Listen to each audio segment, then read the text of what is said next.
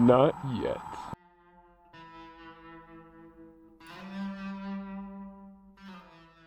Huh. It's been a while, hasn't it? Well, I got some good news. I'm back. Permanently. And you could only imagine how much I missed all of you. But let's keep the information about the channel and the tiers for the end of the video, shall we? Are you feeling watched? Do you hear leaves crumble behind you? Well, maybe there is someone behind you. Today, we have 3 horrifying stalker stories. Now, without further hesitation, let's begin. Number 1.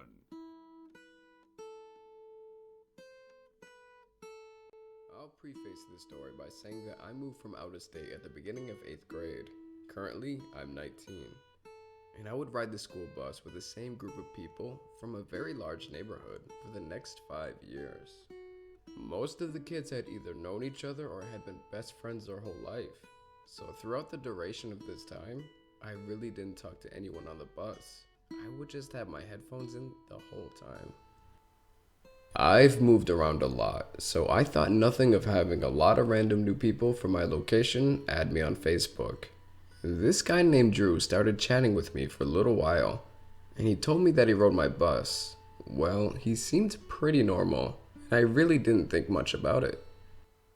After that conversation, we never spoke again, online or in person, but I always saw him sitting a few seats away from me on the bus. I even sat by him a few times when there was no empty seats. Fast forward to my junior year of high school. I started smoking cigarettes and would walk to this park in my neighborhood a few minutes down the street every time I wanted to smoke. I am someone who is always aware of my surroundings, and I never saw anyone around me while I was doing this. But then again, the park was enclosed by a bunch of trees. One day, I saw that I had a new message on my Instagram that consisted only of a picture of the spot at the park I sat at every time I smoked. No caption or follow-up. I checked the profile to see who it was, and it was sent by Drew. I was severely creeped out, but I'm not a confrontational person at all, so I never called him out on it when I saw him. I even had nightmares of him stalking me after that. Fast forward again to my senior year. A guy named Sam sat next to me and started talking, and we quickly became friends after having ridden the bus together for 5 years and never speaking. We sat together and started talking every day after that, and he told me stories about the other guys from my neighborhood. I quietly asked him if he was friends with Drew, and told him that he really creeped me out, and told him about what happened last year. He laughed nervously and said, "Don't even get me started." I kept pushing the subject, asking what he meant by that. He was visibly uncomfortable, and told me, "He's been into you since 8th grade. There is a lot to it. I'll have to text it to you." I felt my stomach turn. When I got home, I saw this really long text from Sam explaining how Drew had always talked about me to his friends. I had almost forgotten I was friends with him on social media because he never interacted with any of my posts. But he talked about me as though he knew me. He talked about how hot I was and bragged about how he would always masturbate to pictures of me and see me at the park. I had never seen him at the park. I blocked Drew on Facebook and Instagram and start getting creepy anonymous messages on Tumblr, one of which telling me how he loved to come to my pictures. So I gave a smart-ass response to it and saw that it was liked by an account with the same username and photo as his Instagram account. I later talked to Sam about a concert that I was really excited about going to in a couple weeks. It was a small basement show, so there wasn't a lot of people there. I went with my best friend James, who I'd filled in on the Drew situation by the way, and was having a great time jumping around and singing along until I could feel someone staring at me. I turned around and saw Drew standing 20 feet away from me, blank-faced and stiff as a board, by himself, just staring. I moved behind James to get out of his field of vision, but he kept repositioning himself so he could see me. I felt like I was going to throw up and rushed outside. A while later, I was talking on the bus with Sam and he told me that Drew had a bunch of pictures of me saved on his phone. Some taken from my social media, some he had taken of me sitting or walking at school. I started to get such bad anxiety riding the bus around this guy and was constantly looking over my shoulder at school. So I decided to confide in my principal about everything that happened with Drew. So he decided to get the police involved.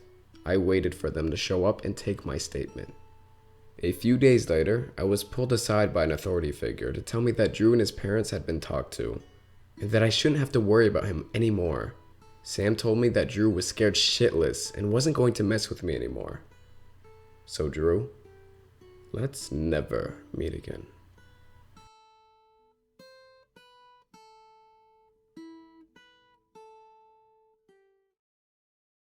Number 2. These incidents happened about 4 or 5 years ago. I live with my aunt pretty much in the middle of nowhere. We have a long driveway surrounded by trees on both sides, and our house is in a circular clearing also surrounded by trees. So it's pretty secluded, which makes what happened super creepy. My aunt works third shift, so she usually leaves for work around 6 p.m. I was working mid-shift, so I would usually be home by 8:30 or 9 p.m. My brother would pick me up from work and drop me off. Sometimes he would come by the house before picking me up to help us out with a couple of things and kill time.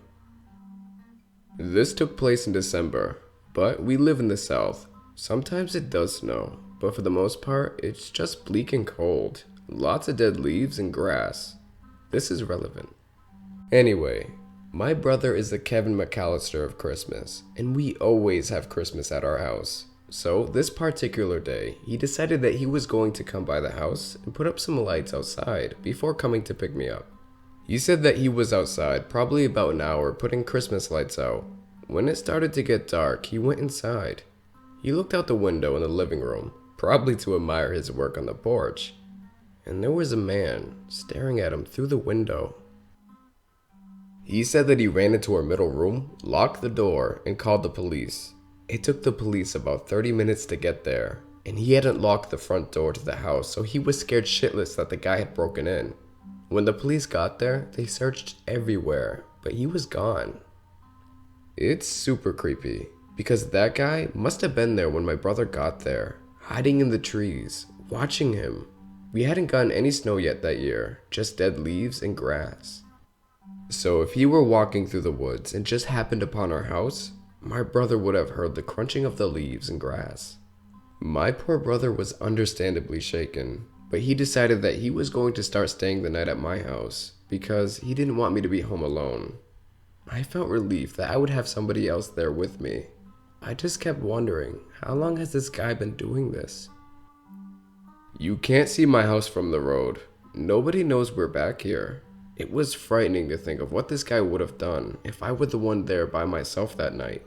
I'm a short female, not exactly intimidating. About a week later, my brother and I decided to just hang out and watch some movies. All the lights were out. The only light came from the TV. All of a sudden, we see the yellowish glow of a flashlight shine in the front door window. For some stupid reason, my reaction was to stand up. I'm just freaking out, staring at my brother. He's staring at me with a panicked expression on his face. Then, we see it again. Somebody was shining a flashlight in our front door window. We couldn't see what this person looked like because the front door just happens to be stained glass. You could see out of it if you're right up on it looking out, but neither of us were getting up that close. I'm sure that whoever was out there was shining the flashlight to get a look at the lock. So, we called the police. They got there a lot quicker this time. The police officer checked all around the house and then came back in to speak with us. He asked us to go to the front porch with him. We normally use the side porch to go in and out. So, the wet footprints that we saw on the front porch, right in front of the door, just confirmed what we already knew. That somebody had been there. Most likely, the creeper from before. Also, whoever it was tried to get into what looks like a breaker box on the side of the house. I think it goes to the AC unit. A bunch of copper coils were pulled out though. The police officer said that it was probably some meth head trying to steal the copper to pay for their drugs.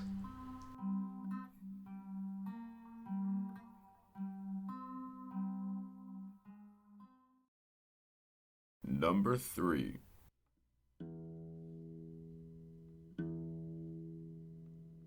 When my mom was in 5th grade, she went to grade school only a few blocks from her house. Therefore, it was not uncommon for her to walk to and from school with her childhood friend and neighbor Pam.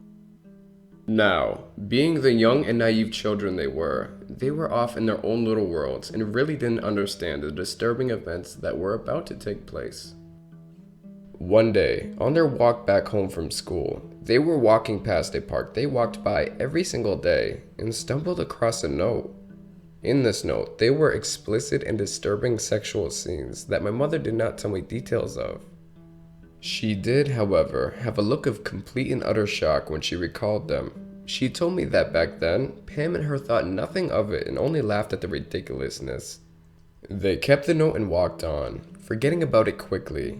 But soon enough, they found another note on their usual path home. Another note describing sexual details that little girls should never be exposed to. At this point, my mother told my grandmother about it.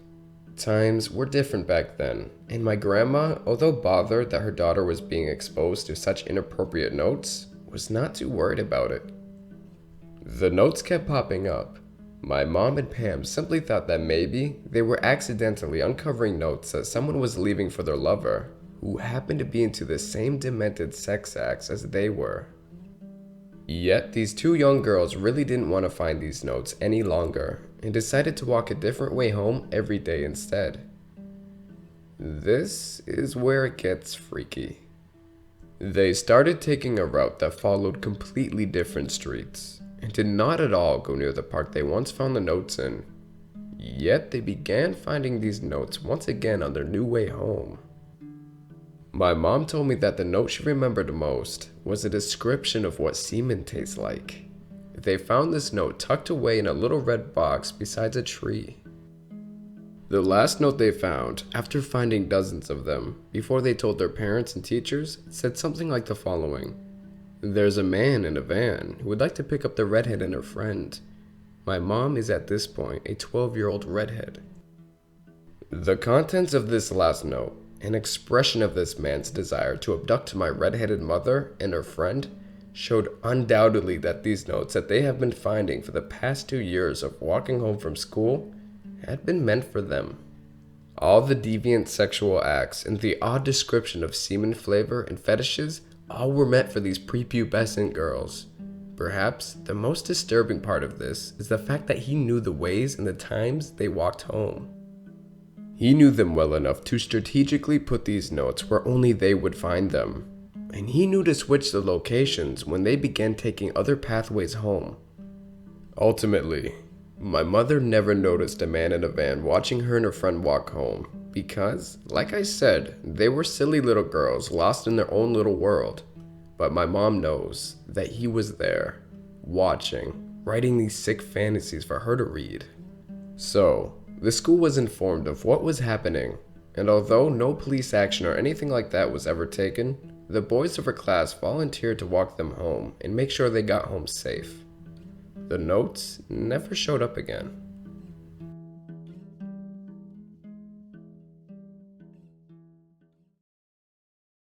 This is a bonus. So this happened when I was 8 or 9, I think. We had just moved into our new house, and my room had a view of the neighbor's house, kind of off to the side. Not important, just giving view. One day, it snowed, and we walked around the side of the house trying to gather more snow, and we saw footprints leading up to my window. My dad got mad, and that night he walked into my room with a piece of paper and put it on my window. A few months later, I noticed that the paper was still there. I pulled it off to see what it said, and I was greeted with, "If you ever look into this window again, I'll rip your fucking head off." I placed the paper back on the window and almost laughed at the time. Looking back on it, I go pale every time I think about it.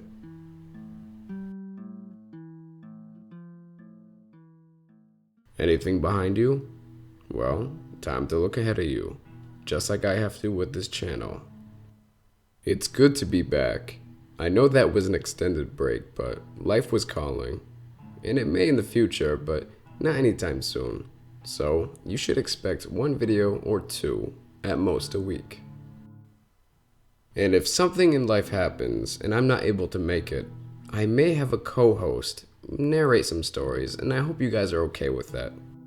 It definitely won't be an all the time thing, but they may record a couple stories, 2 out of 5 stories in a video, just to make it a little easier in certain difficult times in life so I can get that content out to you guys. But for right now, it's just me and you guys, so let's make the best of it and get this channel rolling again. No pun intended.